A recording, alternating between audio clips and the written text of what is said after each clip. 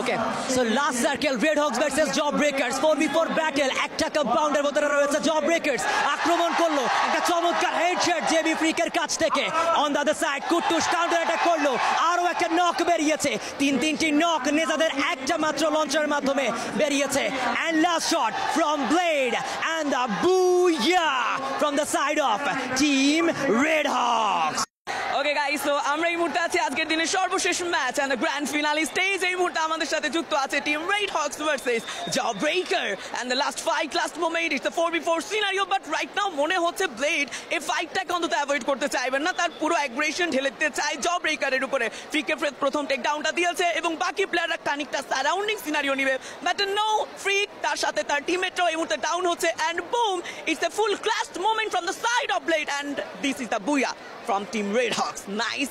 ওকে so এই মুহূর্তে আমরা কিন্তু দেখতে পাচ্ছি টিম রেড হকস তাদের অপোনেন্ট টিম হিসেবে কিন্তু আমরা সময় টিভিকে দেখতে পারবো।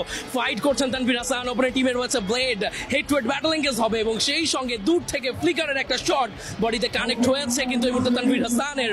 বাট সময় টিভি কোনোভাবেই পিছুয়া হবেন না, ক্যামেরাম্যান কিছুটা পিছিয়েছেন তবে স্টিল ক্যামেরাম্যান আবারও ক্লোজে ফোকাস করবেন, ফাইট করার চেষ্টা করবেন এবং আরএইচকে ব্লেডকে ফার্স্ট ডাউনটা তানভীর হাসান কমপ্লিট করবেন। সেই সঙ্গে ক্যামেরাম্যানের যথেষ্ট ভালো ব্যাকআপ, পুরো টিম একসঙ্গে রেড হককে ফিনিশ করলো and it's a booyah from the side of team সময় টিভি। কানেক্টিং 1 ভার্সেস 2 3 ব্যাটল, এখানে কি পারবে? ও মাই গড, টোগানের চার্জ মিকি স্পট করছে, সে পালাচ্ছে কিন্তু কি পালাতে দেবে? মিকো টোগানের কি চার্জ, এদিকে লঙ্গানের ব্যবহার করার চেষ্টা কিন্তু না, 75 ড্যামেজ। এখানে অলরেডি সামনে কে আছে? 1 ভার্সেস 3 একটা ব্যাটল। ও মাই গড, ও মাই গড।